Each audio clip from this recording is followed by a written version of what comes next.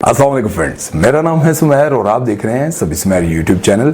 दोस्तों, जिन फनकारों को आप टीवी में, ड्रामों में, एड्स में, फिल्मों में देखकर रश करते हैं और सोचते हैं कि काश हमारी जिंदगी भी ऐसी हो जाए, उनके घर को, उनकी गाड़ियों को, उनके बंगलों को, उनके चाहने वालों को, उनकी जिंदगी के तमाम तर मामलात को देखकर जब आप ये सोचते हैं कि काश हमारी जिंदगी भी ऐसी हो, तो आप उनके माजी की जिंदगी पर एक बार भी नजर नहीं डालते कि जिन फनकारों को आप इतने बड़े बड़े घरों में रहते हुए देखते हैं, जिनके पास इतनी बड़ी बड़ी गाड़ियां होती हैं, वो माजी में कैसे हुआ करते थे और उन्होंने कितनी स्ट्रगल की। जैसे कि कपिल शर्मा ने पूरी दुनिया में अपना नाम कमाया।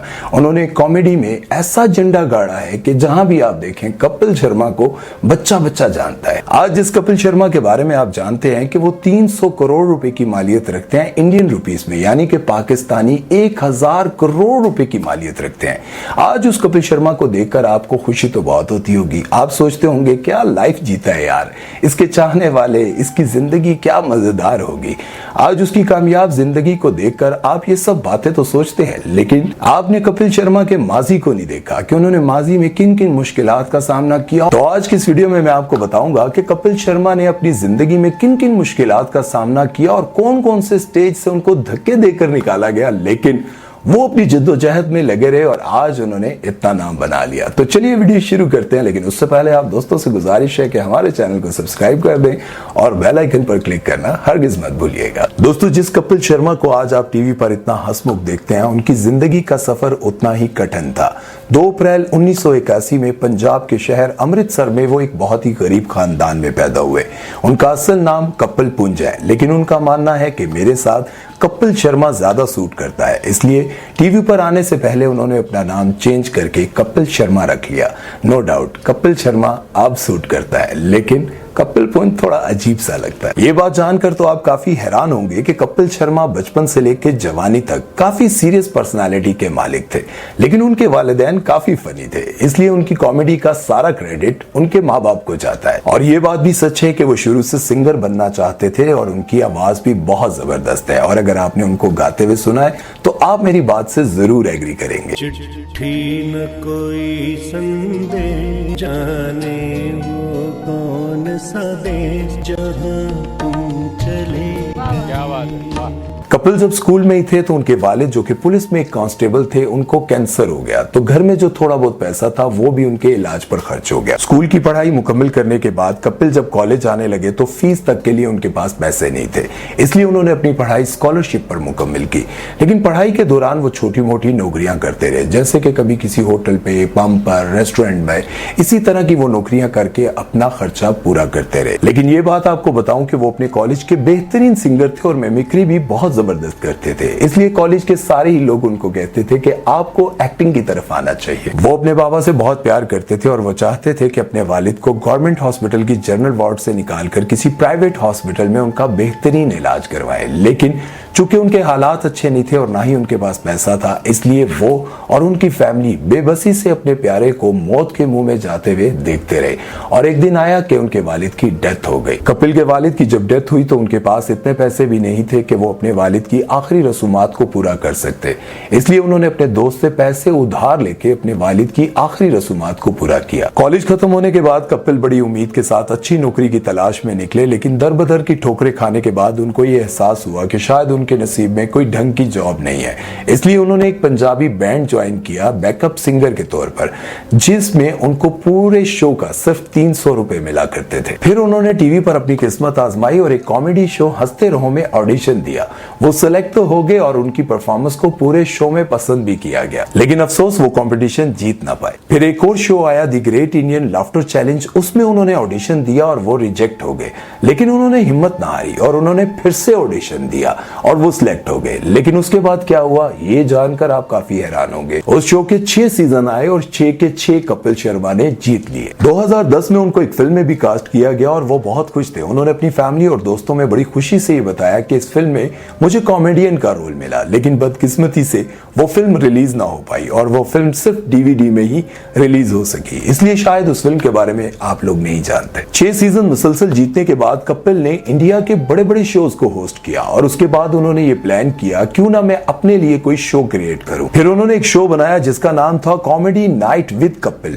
वो कहते हैं कि इस शो को बनाने के बाद मैं तो हैरान रह गया, जब मैंने बड़े बड़े स्टार्स को अपने शो में आने के लिए बोला तो सबने इनकार कर दिया, लेकिन सुपरस्टार धर्मेंद्र के आज भी वो तहे दिल से शुक्रगुजार हैं कि उन्होंने उनके एक ही बार कहने पर शो में आने की हामी भर ली। फिर देखते ही देखते कपिल और उनकी टीम की मेहनत और कॉमेडी की वजह से ये शो आवाम में इतना पॉपुलर हो गया कि वो बड़े बड़े स्टार्स जिन्होंने इनके शो में आने से साफ इनकार कर दिया, वही इंतजार करने लग गए कि कब कपिल हमें अपने शो में बुलाएगा और हमें इज्जत बख्शेगा और हमारी फिल्म्स की प्रमोशन भी करेगा। ये शो बहुत कामयाबी से चल रहा था, लेकिन कपिल की जिंदगी में एक बहुत बड़ी मुसीबत ने दस्तक दी और ये शो बंद करना पड़ गया।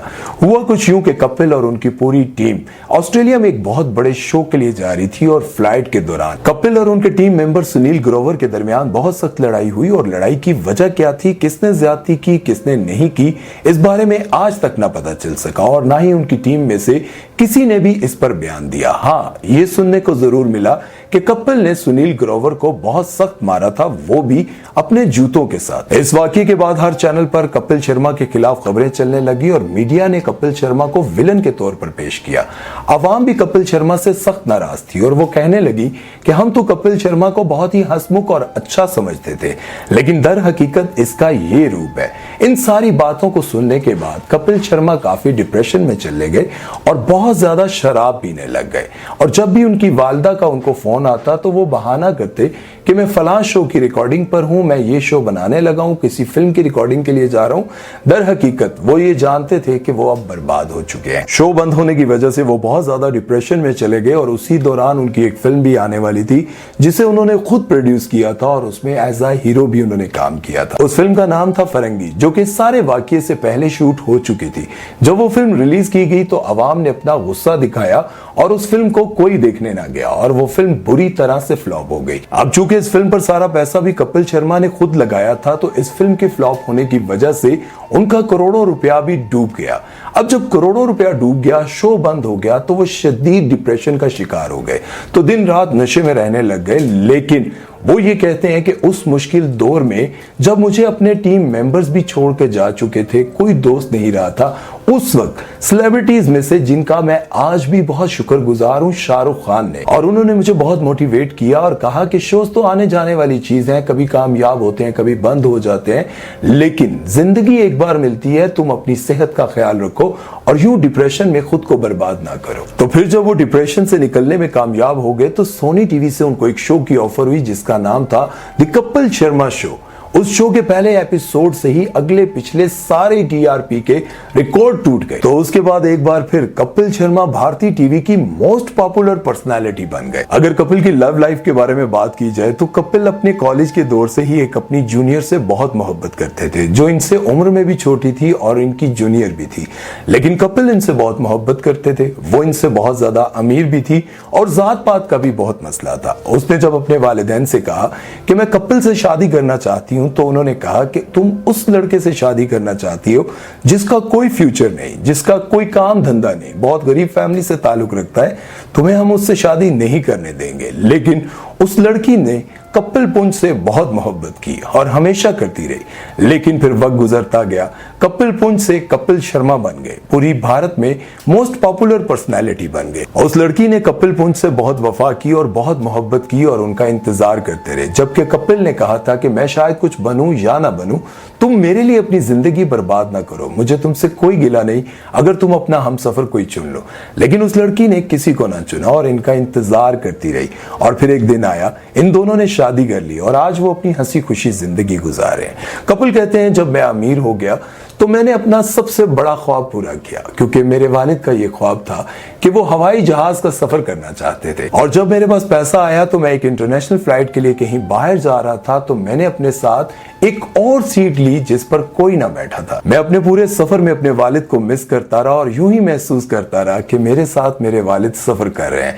और यूं कपिल शर्मा ने अपनी जिंदगी में बहुत सारी नाकामियां देखने के बाद इतनी ज्यादा कामयाबियां देखी कि आज उनके पास पाकिस्तानी रुपीस में सोचा जाए तो 1000 करोड़ रुपया है। तो दोस्तों आज की वीडियो बनाने का मकसद ये नहीं था कि मैं आपको ये कहना चाह रहा हूं कि आप कपिल शर्मा से इंस्पायर होकर उनको फॉलो करने लग जाएं, उन जैसी कोई कोशिश करें। बताने का मकसद ये था कि आपकी जिंदगी में भी बहुत ज्यादा गुर्बत होगी, परेशानियां होंगी, नाकामियां होंगी, ताने होंगे, सब कुछ होगा, लेकिन कामयाब वही होता है जो अपने मकसद की तरफ चलता रहता है और हमेशा सोचता है कि दुनिया जो भी कहे मैं अपना काम करूंगा और करके दिखाऊंगा।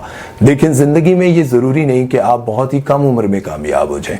कभी आप 30 साल की उम्र में भी कामयाब हो सकते हैं और कभी आप 15 साल की उम्र में भी, और हो सकता है कि आपको कामयाबी 50 साल की उम्र में मिले। जब तक सांस चल रही होती है कोशिशें आपको करनी पड़ती हैं, क्योंकि आपके पास पैसा होगा, दौलत होगी, आप अपनी जिंदगी पुरसुकून गुजार सकेंगे। आप जिंदगी में मेहनत करें, कामयाबियों के पीछे जरूर भागें, लेकिन ये भी हकीकत है कि पैसा सब कुछ नहीं होता। आज आप देख लें कि कपिल शर्मा के पास 1000 करोड़ रुपया है, लेकिन उसके बावजूद वो अपने वालिद को वापस नहीं ला सकता। इसलिए सबसे ज्यादा अपने प्यारों का ख्याल रखें और उसके साथ अपना भी, क्योंकि कामयाबियां आने जाने वाली चीज है। अपना ख्याल रखिएगा और दुआओं में याद रखिएगा। सुमैर चौधरी को दीजिए इजाजत। अल्लाह हाफिज।